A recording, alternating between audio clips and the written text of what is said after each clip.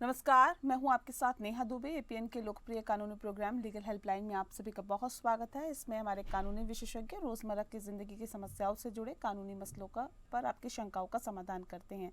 आप भी इस प्रोग्राम से जुड़ सकते हैं, फोन करके कानूनी राय ले सकते हैं। आज हम बात करेंगे प्रॉपर्टी ट्रांसफर से जुड़ी हुई कानूनी जानकारी आपको देंगे और इस विषय पर तफसील से आपको कानूनी पहलू के बारे में बताएंगे। खास मेहमान हमारे साथ जुड़ गए हैं इस विषय पर तफसील से चर्चा करने के लिए कानूनी विशेषज्ञ अधिवक्ता राम नरेश यादव जी।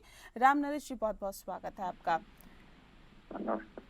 आपका रुख करें और आपसे तमाम सवाल पूछे उससे पहले अपने दर्शकों को बता दें कि अगर आप भी इस खास कार्यक्रम के माध्यम से जुड़ना चाहते हैं, विषय क्योंकि बहुत महत्वपूर्ण है, प्रॉपर्टी ट्रांसफर से जुड़ी हुई जानकारी है, आप हमें कॉल कर सकते हैं। नंबर्स आपकी टीवी स्क्रीन पर फ्लैश हो रहे हैं। 0120612793 पर कॉल करिए या फिर 0120612793 पर भी आप हमें कॉल कर सकते हैं और फ़ोन करके कानूनी जानकारी ले सकते हैं।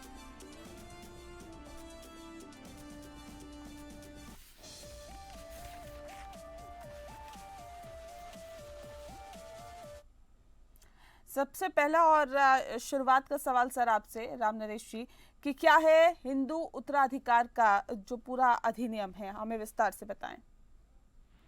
नेहा जी, हिंदू सक्सेशन एक्ट 1956 भारत में हिंदुओं, बौद्ध, जैनियों और सिखों के बीच बिना वसीयत के अधिकार को नियंत्रित करने वाला एक महत्वपूर्ण कानून है।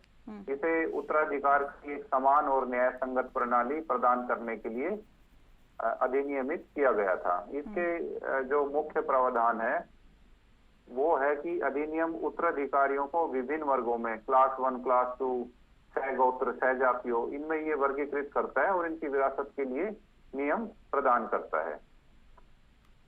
ये अधिनियम पैतृक और जो सेल्फ एक्वायर्ड प्रॉपर्टी उन दोनों पे लागू होता है और प्रत्येक के अलग अलग उत्तराधिकार नियम है।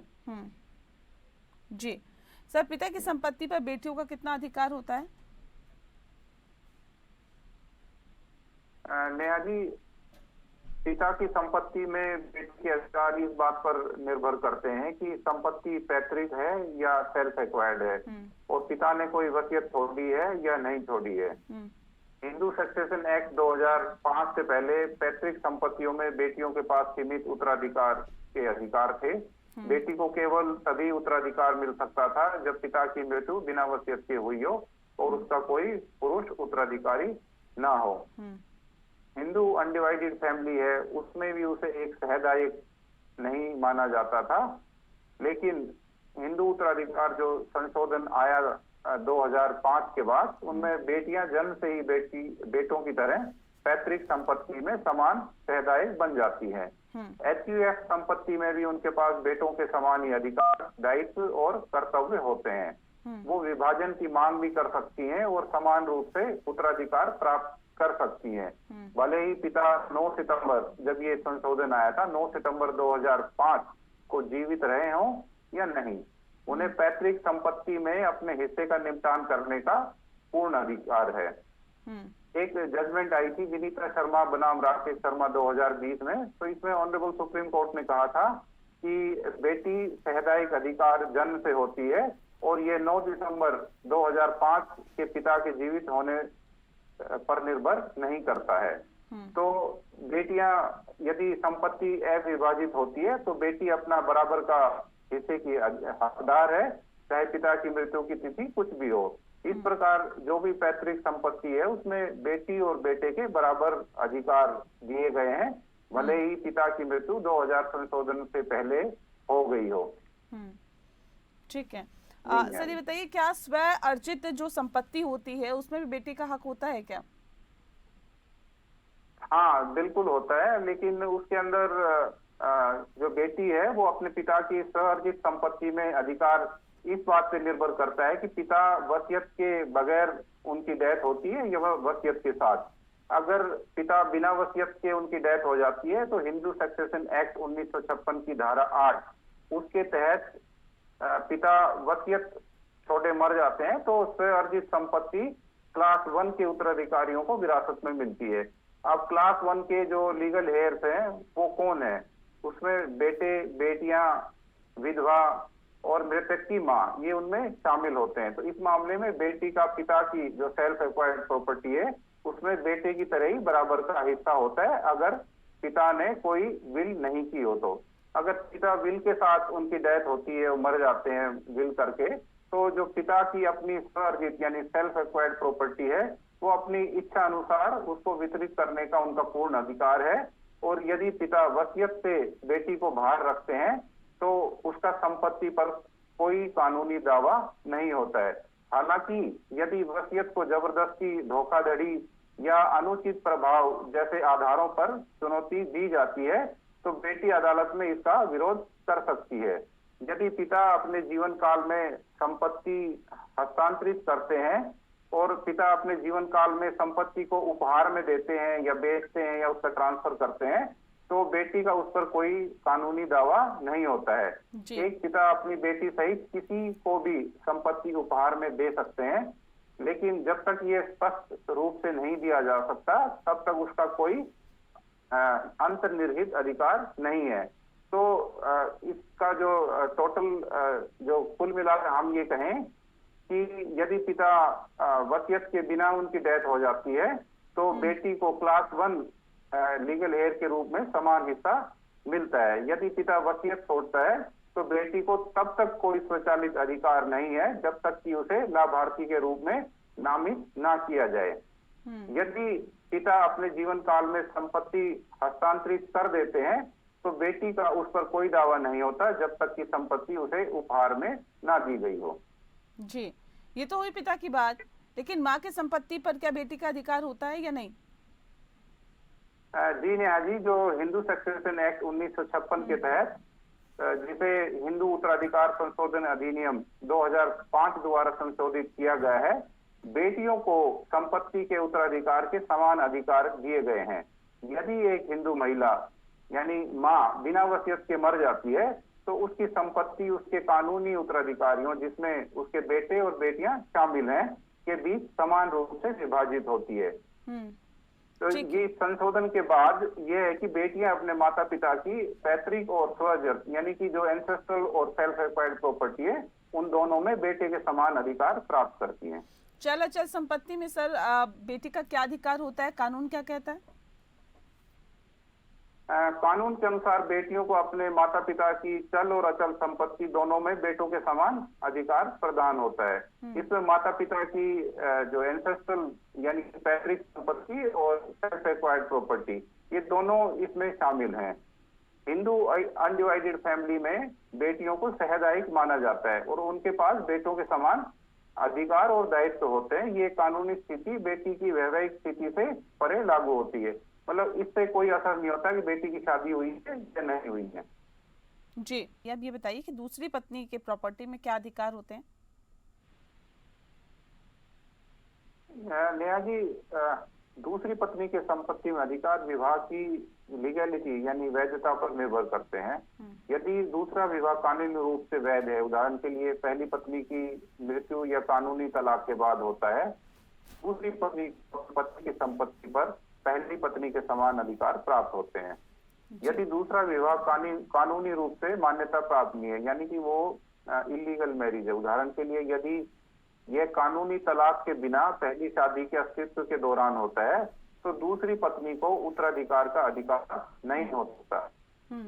लेकिन कुछ परिस्थितियों में भरण पोषण यानी मेंटेनेंस का वो दावा जरूर कर सकती है। जी, सर बेटे की संपत्ति पर माँ का क्या अधिकार होता है? हिंदू सक्सेशन एक्ट 1956 के तहत नेहा जी, माँ को क्लास 1 उत्तराधिकारी के रूप में वर्गीकृत किया गया है। यदि कोई हिंदू पुरुष बिना वसीयत के मर जाता है तो उसकी संपत्ति उसके क्लास 1 लीगल हेयर से उनके अंदर उनमें वितरित की जाती है, जिसमें उनकी माँ, विधवा और बच्चे शामिल होते हैं। इसलिए एक माँ को अपने मृत बेटे की संपत्ति का हिस्सा पाने का पूरा कानूनी अधिकार है और वो अपना अगर कोई उनको दिक्कत आती है उसको संपत्ति को हासिल करने में तो लीगल ओपिनियन ले सकते हैं और अपना दावा डाल सकते हैं। सर ये बताइए कि पैतृक और स्व अर्जित क्या है ये और कैसे डिफरेंशिएट इसे करेंगे और कैसे इस पर महिलाओं के अधिकार हो सकते हैं? जो पैतृक और स्वअर्जित संपत्ति है उनमें महिलाओं के अधिकारों को समझना बड़ा जरूरी है। जो पैतृक संपत्ति है उसका तात्पर्य उस संपत्ति से होता है जो अविभाजित रही हो, पुरुष वंश की 4 पीढ़ियों तक विरासत में मिली हो, यानी कि वो एंसेस्ट्रल प्रॉपर्टी हो। तो हिंदू कानून के संदर्भ में ऐसी संपत्ति को सहदायक संपत्ति माना जाता है, मतलब जिसका अर्थ है कि व्यक्ति जन्म से ही उस पर अधिकार प्राप्त कर लेता है। अब महिलाओं के अधिकार उसमें, तो ऐतिहासिक रूप से हिंदू कानून के जो मिताक्षरा स्कूल के तहत केवल पुरुष सदस्यों को सहदायक माना जाता था, जिससे महिलाओं को पैतृक संपत्ति विरासत में नहीं मिलती थी। लेकिन हिंदू सक्सेशन एक्ट का जो 2005 में संशोधन हुआ है उससे ये स्थिति अब बदल गई है। संशोधन ने बेटियों को जन्म से ही जो ज्वाइंट परिवार की संपत्ति है उसमें बेटियों के समान अधिकार दिए हैं। इसका मतलब ये है कि बेटियों को उनकी वैवाहिक स्थिति के बावजूद पैतृक संपत्ति में समान हिस्सा मिलता है और इसके बंटवारे की मांग कर सकती हैं।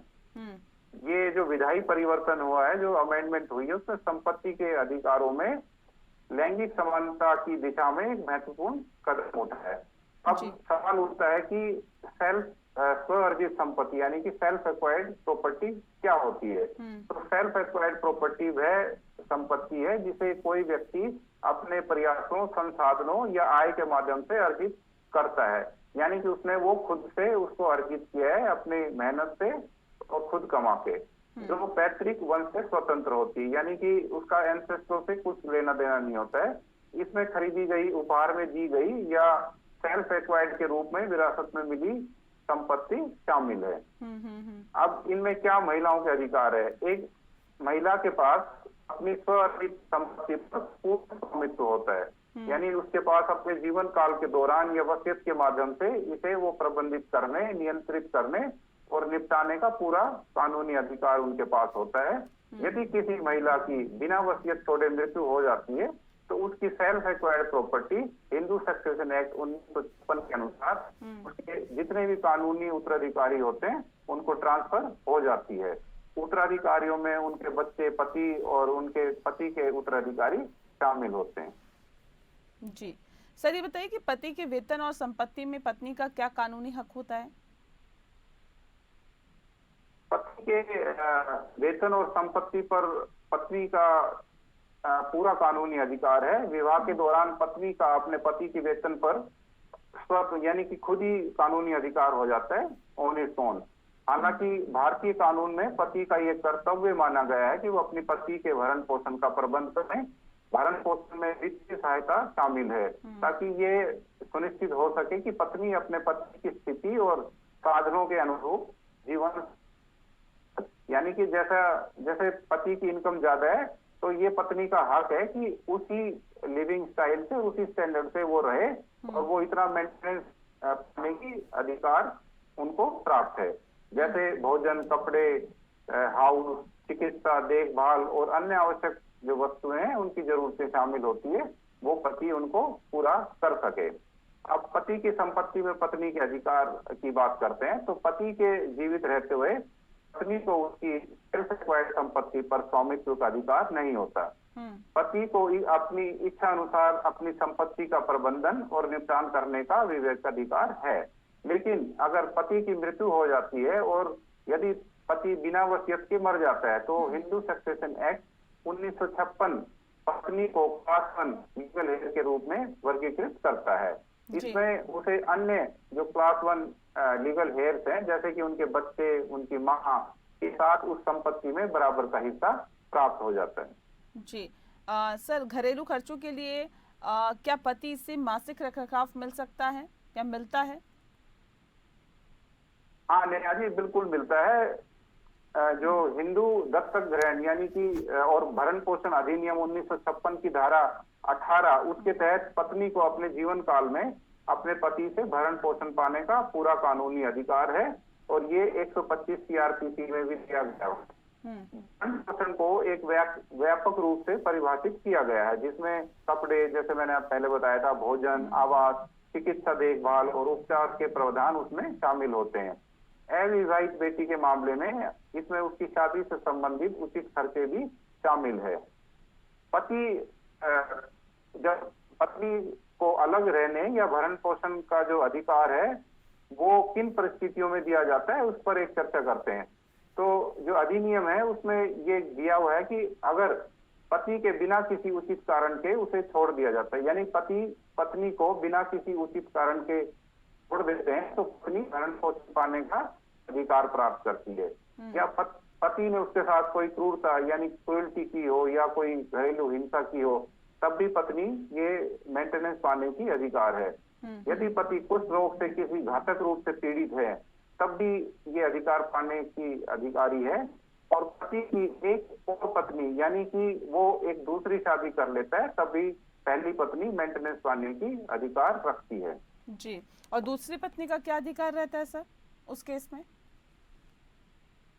अगर दूसरी पत्नी जैसे होती है तो वो मेंटेनेंस पाने का तो अधिकार रखती है, लेकिन संपत्ति में पति का कोई उसका अधिकार नहीं होता है। सिर्फ मेंटेनेंस के लिए दूसरी पत्नी अपना ये अधिकार मेंटेनेंस का प्राप्त कर सकती है। संपत्ति में उसका कोई अधिकार नहीं होता है। जी, चलिए, बहुत शुक्रिया आपका राम नरेश यादव जी, आपने बहुत विस्तार से इस विषय से संबंधित जानकारी हमारे दर्शकों को दी। इसके लिए आपका बहुत बहुत शुक्रिया। लीगल हेल्पलाइन में फिलहाल के लिए इतना ही। नमस्कार।